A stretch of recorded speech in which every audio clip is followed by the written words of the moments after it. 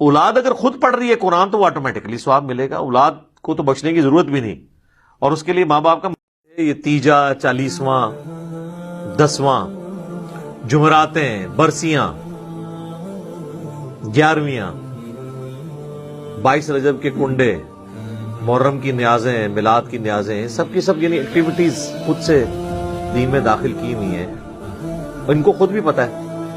اب تو نوبت یہاں تک آ گئی ہے کہ ایون 40ویں کے کارڈ چھپتے ہیں، جس طرح آپ کے شادی کارڈ ہوتے ہیں، اخبارات کے اندر بڑے بڑے اشتہارات چھپتے ہیں۔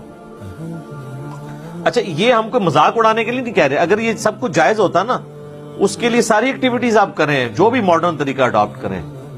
مثلاً اب کسی کا جنازہ ہے اور آپ نے اناؤنسمنٹ کرنی ہے، تو ظاہر ہے کہ آپ فیس بک پہ لگائیں، واٹس ایپ گروپس میں شیئر کریں، تاکہ زیادہ سے زیادہ لوگ اس کے جنازے میں شامل ہوں۔ اخبار میں بھی دے دیں، کوئی حرج نہیں، یہ تو ایک دین کی بنیادی ایکٹیویٹیز ہے نا جنازہ پڑھنا۔ ہم ادر دین وہ باتیں کر رہے ہیں کہ نبی علیہ السلام کی مبارک 3 بیٹیاں جوان شادی شدہ آپ کی مبارک زندگی کے اندر فوت ہوئی، آپ نے کسی کا تیجا، 40واں، 10واں نہیں کیا، بلکہ آپ یہ جو لوگ کر رہے ہیں ان سے صرف سوال پوچھیں کہ نبی علیہ السلام نے اپنی کس بیٹی کا تیجا، 40واں، 10واں کیا، تو آگے اس کی جو شکل بنے گی نا، اس سے آپ آئیڈیا لگا لیں کہ اس کے پلے کوئی شے نہیں ہے۔ وہ خود ہی کہے گا جی وہ تو کوئی اس طرح تو نبی علیہ السلام نے تو نہیں کیا۔ تو جو چیز نبی علیہ السلام نے تعلیم نہیں فرمائی، وہ آپ نے خود سے دین کے اندر داخل کی ہوئی ہے، اور باقی لوگوں کو اتنا پابند کر دیا کہ جو نہیں کرواتا وہ کہتے ہیں دیکھو جی اس کا باپ مر گیا، اس کی ماں مر گئی، اس نے تو کچھ بھی نہیں کیا۔ اور پھر مدرسوں سے باقاعدہ، اب مجھے نہیں پتا، کئی سال پہلے تک تو یہ جب ہم چھوٹے چھوٹے تھے اس وقت 300 روپیہ تقریباً ریٹ تھا، پھر بڑھتے بڑھتے اب تو شاید 1000 روپے تک پہنچ چکا ہو ریٹ ایک قرآن کا، اور مجھے تو لگتا ہے یہ 1000 روپے میں بھی سستا ہے قرآن اگر دیکھا جائے۔ ہو سکتا ہے 3 دفعہ سورہ اخلاص پڑھ کے ہی آپ کو دیتے ہوں ایک قرآن۔ تو یعنی قرآن اس لیے نازل ہوا تھا کہ آپ مردوں کو زبردستی اللہ سے بخشوائیں گے اس کے ذریعے۔ آپ کے پنجاب میں ایسی جگہ بھی ہیں جہاں پر 40 دن کے لیے خیمہ لگ جاتا ہے قبر کے اوپر، اور شفٹوں میں حافظ قرآن پڑھ رہے ہوتے ہیں، اور ان کا یہ عقیدہ ہے کہ بھی جیسے ہی لوگ یہاں سے ہٹتے ہیں نا، پھر فرشتے آتے ہیں سوال کے لیے، وہ کہتے ہیں 40 دن آتے رہیں گے، تنگ آگے چھوڑ ہی دیں گے۔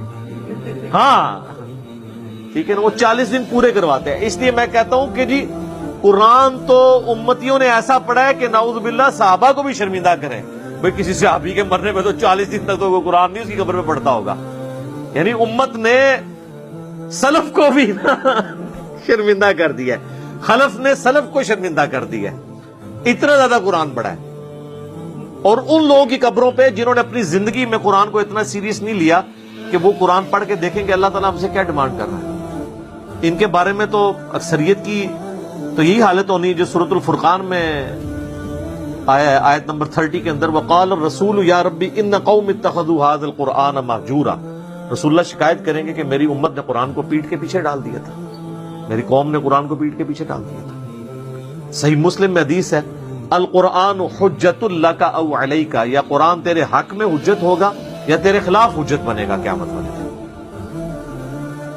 یہ بڑا خطرناک معاملہ ہے۔ بھئی قرآن آپ نے خود کھول کے دیکھا نہیں ہے، بڑا کہا جاتا ہے کہ قرآن سب سے زیادہ پڑھی جانے والی کتاب ہے، لیکن قرآن سب سے زیادہ بغیر سمجھ کے پڑھی جانے والی کتاب ہے۔ یہ اس کا تاریخ پہلو ہے۔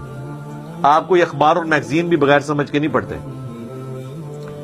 آپ دیکھیں پرانے زمانے میں جو بوڑھے پڑھ لکھے نہیں ہوتے تھے نا، تو وہ دکانوں پہ جا کے نا کوئی ایسا بندہ ڈھونڈتے تھے جو اردو پڑھ سکتا تھا، تو اسے اخبار دے کے کہتے تھے کہ پڑھ سنا آج کیا خبر میں ہے۔